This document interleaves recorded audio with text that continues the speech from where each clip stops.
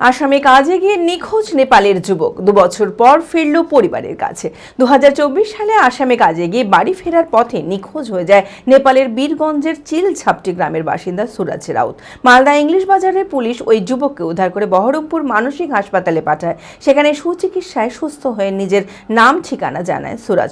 এরপর এক স্বেচ্ছাসেবী সংস্থার তৎপরতায় নেপালে সুরজের পরিবারের সঙ্গে যোগাযোগ করা হয়। মঙ্গলবার সুরজের পরিবার নেপাল থেকে বহরমপুর মানসিক হাসপাতালে এসে সমস্ত আইনি প্রক্রিয়া সম্পূর্ণ করে তাকে বাড়ি নিয়ে যায়। পরিবারে ফিরে অত্যন্ত খুশি সুরজ। মানসিক স্বাস্থ্যের জন্য সবার আগে যে নামটি মনে ভেসে ওঠে, সুস্থ মনের ঠিকানা মনোবীক্ষণ। যোগাযোগ নাম্বার 7477799513। 2024 সালে ভারতের আসামে রাজমিস্ত্রির কাজে আসে নেপালের বীরগঞ্জের চিলছাপটি গ্রামের বাসিন্দা সুরজ রাউত। কিছুদিন কাজ করার পর ট্রেনে করে বাড়ি ফেরার পথে নিখোঁজ হয়ে যায় সে। অনেক খোঁজাখুঁজি করেও খোঁজ পায়নি পরিবারের লোকেরা। মালদা ইংলিশ বাজারের পুলিশ ওই যুবককে উদ্ধার করে বহরমপুর মানসিক হাসপাতালে পাঠায়। সেখানেই মনোরোগ বিশেষজ্ঞ ডক্টর প্রসেনজিৎ সুরায়ের সুচিকিৎসায় সুস্থ হয়ে ওঠে সুরজ। নিজের নাম ঠিকানা জানাতে পারে সে। 2024 সালে তখন ওর একটা সাইকোটিক প্রবলেম ছিল, বিভিন্ন মানসিক অসংলগ্নতা, উল্টোপাল্টা আচরণ করছিল। তারপরে আমাদের এখানে ওরা পুলিশ রেস্কিউ করে, আমাদের এখানে ভর্তি করে। এতদিন ও সুস্থ হয়ে গিয়েছিল, আমরা বাড়িতে পাঠানোর জন্য অনেক চেষ্টা করছিলাম। আমাদের এখানে যে এনজিও আছে, নন গভর্নমেন্ট অর্গানাইজেশন অঞ্জলি, ওরা খুব ভালো কাজ করছে। ওদেরই রিপ্রেজেন্টেটিভ স্বরূপদা বলে আমাদের আছে, উনি খুবই ভালো। উনি ওদের ওখানে হোম ভিজিট করেন নেপালে এবং সেখানে গিয়ে বাড়ির লোককে নিয়ে আসেন। আমরা আজকে পেশেন্টকে বাড়ির লোকের হাতে তুলে দিতে পেরে খুবই আনন্দিত এবং আমাদের হসপিটালের সব স্টাফদের আমরা এর জন্য ধন্যবাদ জানাই। এরপর এক স্বেচ্ছাসেবী সংস্থার তৎপরতায় নেপালে সুরজের পরিবারের সঙ্গে যোগাযোগ করা হয়।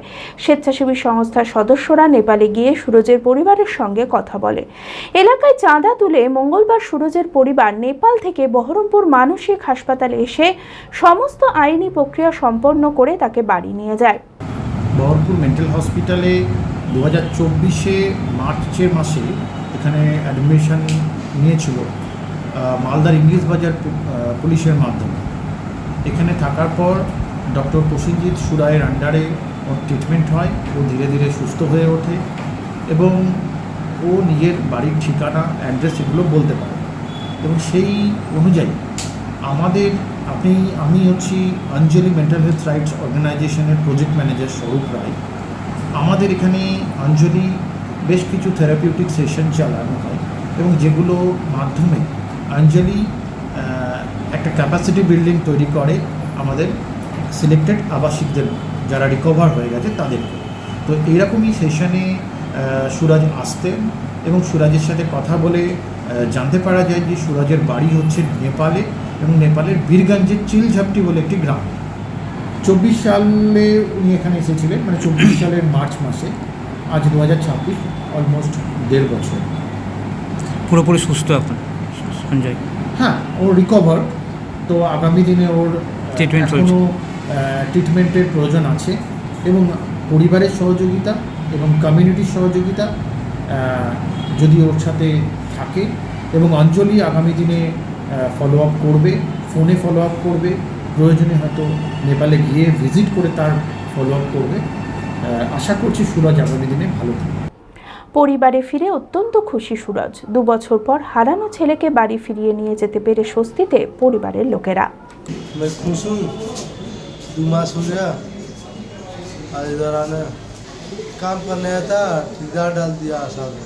कौन लेके आए थे आप? आसाम में पुलिस पकड़ के लेके आया। इधर से आ गया, अंजलि में डाल दिया, इधर आ गया मेंटल हॉस्पिटल डाल दिया। काम किया 1 महीना जितने काम किया, उसका बाद वो बोला हम घर जाएंगे। तो बोला कि ठीक है जाओगे। तो 7 महीने के बाद में बोला कि उसको ले आकर, जो ठेकेदार था ना, वो ट्रेन में उसको ले आकर बैठा दिया जाने के लिए घर। और वो बैठा दिया तो उसका बाद वो ट्रेन में से वो मिसिंग हो गया। तो मिसिंग हो गया तो बाद में हम लोग बहुत खोजे आकर, बहुत दिन तक खोजे इधर आकर हम लोग। खोजने के बाद उसका बाद नहीं पता लगा। और डिपो स्टेशन में वो क्या बोलता है, कटिहार, वो सब मुजफ्फरपुर सब स्टेशन में हम लोग कागज़ पत्र दिए, पेश किए। इधर हम लोग नेपाल में भी कागज़ पत्र किए। तो उसका बाद नहीं मिला प्रोसेस में। तो क्या किया हम लोग, घर पे थे, खोज कर हार गए थे। तो उसका बाद घर पे थे, तो उसका बाद जो हम लोग को ये एनजीओ अंजलि जो एनजीओ है ना, उनका मार्फत वो लोग हम लोग को ढूंढते ढूंढते पुगे हम हमारे घर तक। तो उसका बाद ये हमारे घर तक गए तो हम लोग से बात उत किए, कागज़ पत्र में लिखा, उनका प्रूफ जो चाहिए वो सब दिए। उसका बाद देने के बाद में क्या हुआ कि बच्चा को तो खाए, तो हम लोग बोले हमारा ही घर का है, तो हमारा भाई ही है, चाचा का बेटा है वो। तो हुआ तो सर बात कराए, बोले कि आप लोग ऐसे ऐसे प्रोसेस में जाइए, कागज़ पत्र से लेकर आइए और आइए ये जगह पर है, आप लोग तो इधर का भी थाने में मौजूद हम लोग जहाँ डिपो स्टेशन जहाँ से चढ़ा था ना, वहाँ पे हम लोग कंप्लेन किए थे।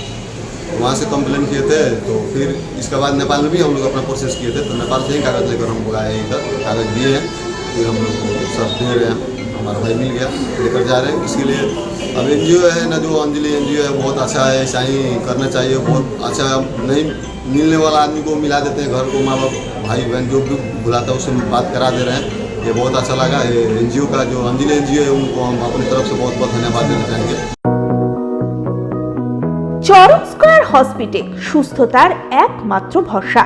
জেলায় প্রথম একই ছাদের তলায় সমস্ত অত্যাধুনিক উন্নত মানের চিকিৎসা পরিষেবা, উন্নত মানের IPD, ICU, CCU, NICU, PICU, dialysis, 7টি modular OT, orthopaedic, paediatric, urology, gynaecology, 24 ঘন্টা অভিজ্ঞ চিকিৎসক।